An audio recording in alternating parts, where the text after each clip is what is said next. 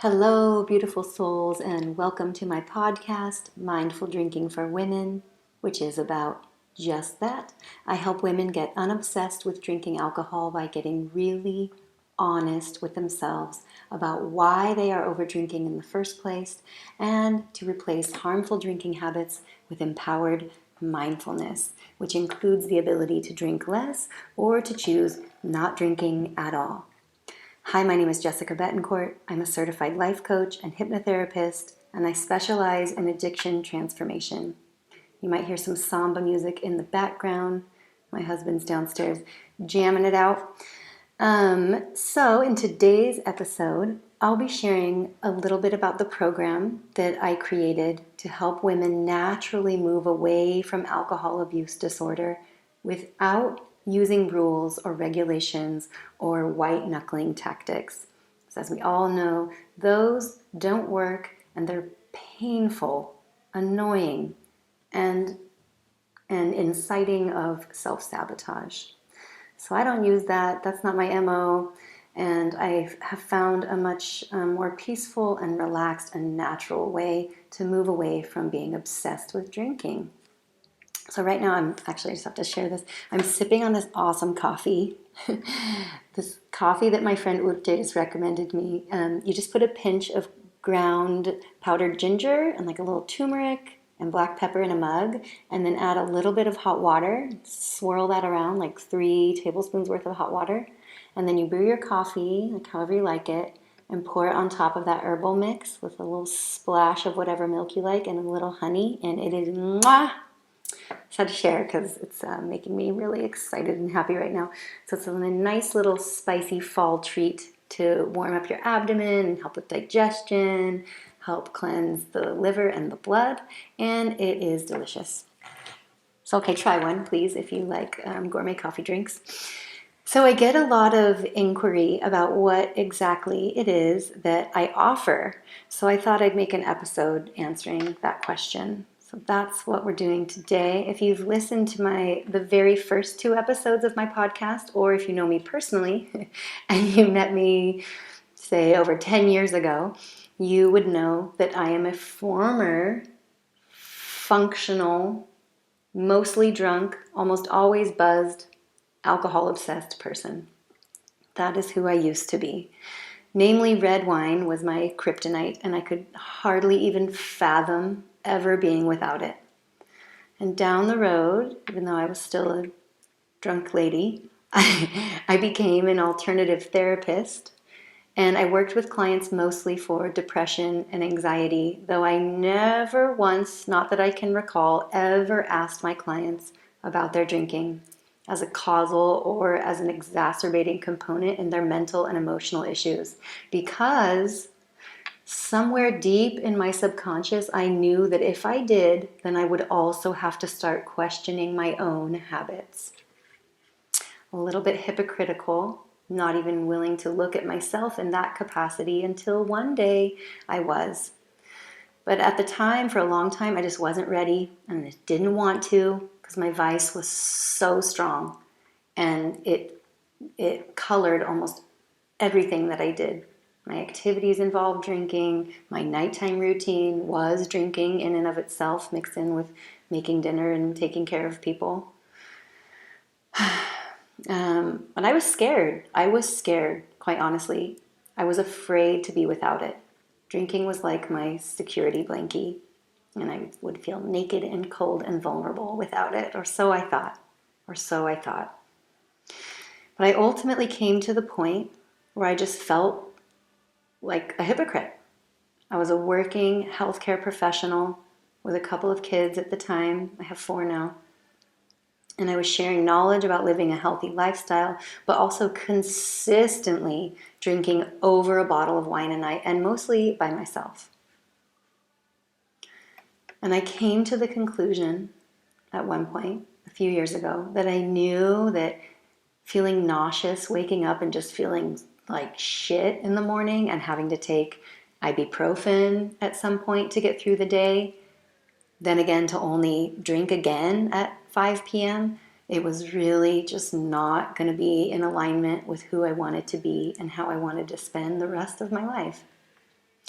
And even though I had already been that way for a long, long time, I really, truly believe in a human being's ability to change, to transform, to upgrade, to essentially become someone else. Like still you, but just a way better version of you, like who you really want to be.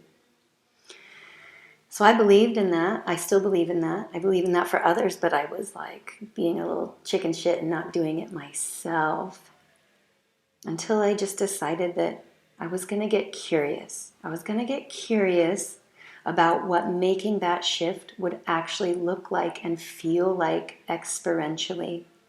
And it is one of the greatest decisions that I've ever made. So I was already versed in alternative therapies because of my line of work and in my field, in the circles I run in. I'm part of several peer practice groups where we trade sessions for feedback to enhance our skill set. So you get to, as the practicing patient, request that your session be of any subject matter that you would like support with. So literally anything under the sun that's bothering you, ailing you, traumatizing you. So I have one group for life coaching, one for hypnotherapy, and one for neurolinguistic programming. That's my triad, my trifecta that I'm versed in and certified in. So after I made the initial move, I spoke about this in an earlier episode, of speaking out loud to a trusted colleague that I think that I drink too much, like saying that, admitting that really started to break all this open for me. So I call that my step one. But I think to differentiate myself from AA, I'll find a different term than steps. But for now, that's what I did. That's like, I can define that as this defining moment of when things started to change for me. Admitting that. I admitted it to myself. I told somebody else. I think that is quite literally step one. Sorry, AA, I'm piggybacking on you. Hey, you're onto something there. So I did that. And that was like, that broke the ice, right? Or that was like the tip of the iceberg, so to speak, that got this whole ball rolling for me. And then I requested that I receive practice sessions from these various groups on the issue of overdrinking and alcohol abuse disorder, which I learned at that time was really the name for it. I didn't think I was like a raging alcoholic. I thought I had alcohol abuse disorder. And that definition, being a gray area drinker with alcohol abuse disorder, I thought that was me. That really resonated with me. And when I could name it, it also felt very freeing. It felt like less shameful. It felt like, oh, there must be a whole group of people like this. And in fact, I'm finding them. I'm finding you, and you're finding me. And I think in discussing it and me talking about it feels really good to me to be like, let's take the shame out of this. There's no shame and blame and seeking help and identifying that you actually might have an issue that you would like help with. I think that that is an act of bravery. I think that that is courageous. I think that that is standing up for yourself and saying, hey, I want to live a life on different terms, on better terms than this. What's available for me? That's how I found what I got into in a similar vein. So, yeah, I just made myself available and vulnerable to the universe in that matter, right? I was like seeking help within the contexts, the groups that I'm in, with what I had access to. So to let my issue become visible within trusted circles, within these containers, and I noticed, I could feel almost immediately, I could feel it shifting. It happened very quickly that I noticed changes, and then I felt this sort of confirmation, this confidence of like, oh, I'm really onto something here. This is working for me.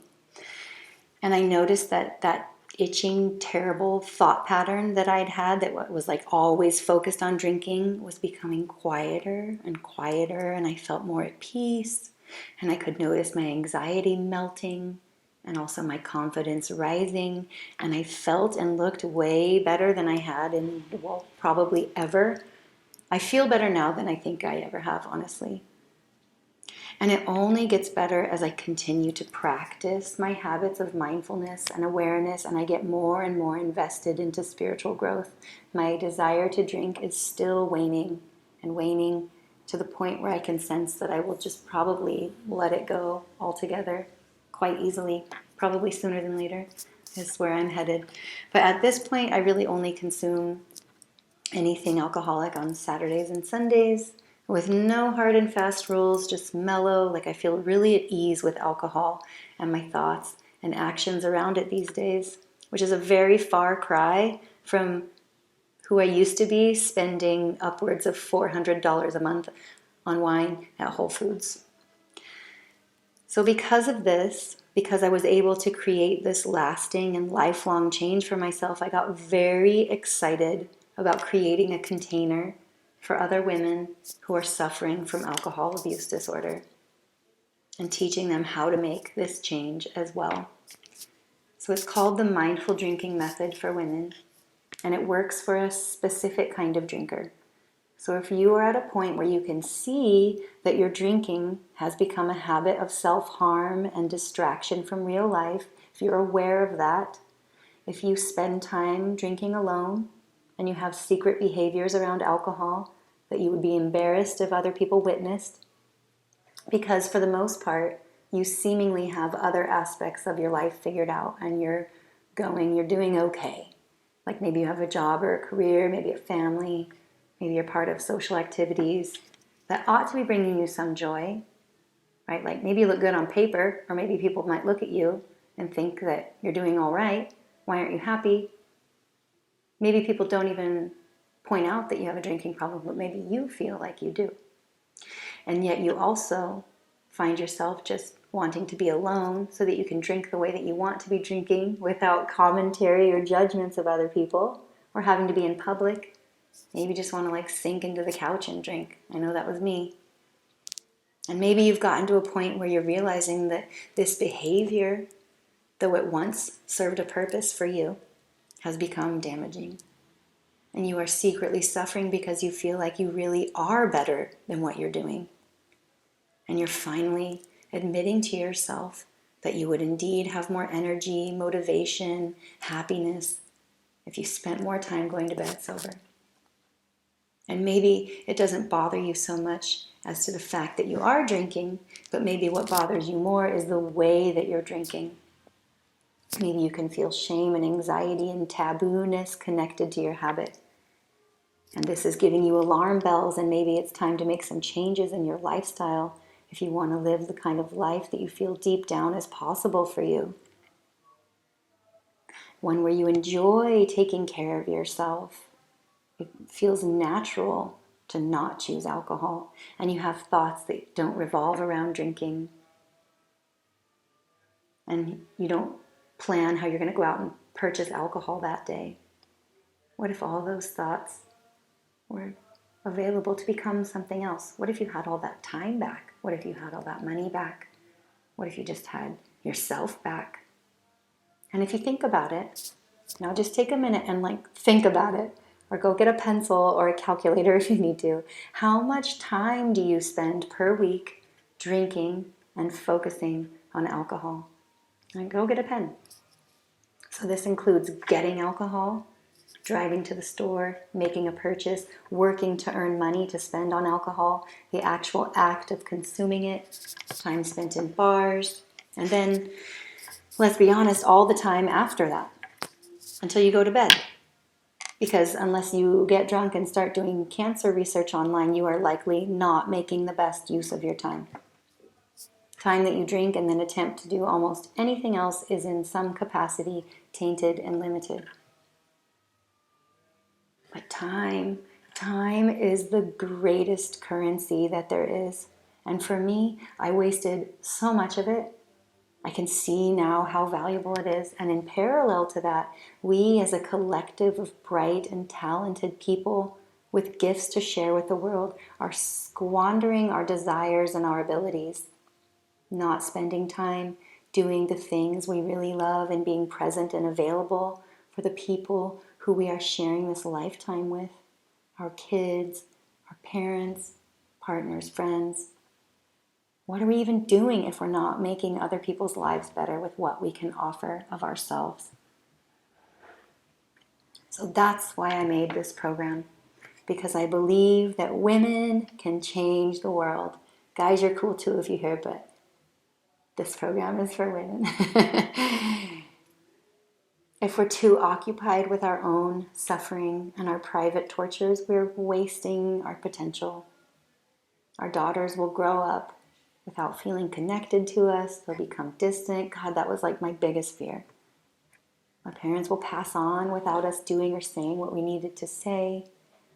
We'll get complacent in our relationships with people we were once enamored with. Those books will go unwritten, those paintings unpainted, that business idea that never saw any action because we're watching Netflix with our boozy buddy every night. It's a lot of time. It's a lot of potential. And it's never too late to change your life. You totally can. And you will if you believe that you can. So, if you're into hearing about how my method works, let me share with you some of the basic tenets that it's built upon. One, it is based in the concept that you are over drinking because you feel a lack of connectedness with yourself. So we start right there. We begin with building a spiritual practice that suits your personality and your lifestyle. And it includes, and it's mandatory, learning how to meditate and to sit with and to be with yourself. And if you take anything away from this podcast and you're not doing meditation, take that on. Or maybe you're someone who's always thought about doing meditation, and I guarantee you it will help you. If you just do one small step, take that. Start there. 2, you learn how to observe your thoughts and to correlate certain thoughts with negative and false self-beliefs that you have that are driving the unwanted behavior around alcohol, that are keeping this habit intact. There's always a thought that precedes the action. So I teach you how to identify those, and to reframe them, to give yourself new and empowering thoughts instead. Number 3, we do a deep regression hypnotherapy session where your subconscious mind will offer you insight as to why you are drinking the way that you are and what you are really wanting instead at a soul level. And therefore, you come to the realization that there are other positive returns alternatives on how to get what you really want out of life. Number 4, we use neurolinguistic programming to rewire your thought patterns around your highest triggers, your most inflammatory triggers, and give you different impulses and tools to address your sources of stress and anxiety. Different impulses to respond instead of just react. Number 5, we look at you and alcohol within the context of a relationship and how that relationship has become toxic. And instead of fighting with alcohol to go away or leave you alone, you will make peace with it instead and create an amicable redefining of what you want that relationship to look like and feel like and how you want to behave within that moving forward. Number 6, and finally, we won't have any rules or regulations about counting drinks or forbidden actions or places or people or anything like that. I use more of a wean approach, a harm reduction model that allows your mind to adjust slowly, mindfully, comfortably, so you don't freak out and self-sabotage as you may have done in the past if you've attempted abstinence, control, or alcohol cleanses, restrictions, etc. So most of us have become so jaded, I think, with our drinking that we forget how fun life is and how fun we actually are without any add-ons. The real beauty of life is simply feeling alive. And if you haven't felt truly alive in a while, maybe it's time to step up for change and transformation and show up for yourself and be willing and be visible, because it really is possible. Thank you for listening today, and if you have any suggestions for themes you'd like me to cover or address in this podcast, please drop me a line. And if you're feeling excited about finding out more about the mindful drinking method, you can find the link here in the show notes to book a complimentary alcohol awareness breakthrough conversation with me. Thank you for being here. Thank you for being alive on this planet, and please know that you matter, your time matters, and also what you choose to do with it. Have a beautiful day, and I'll be back with you soon.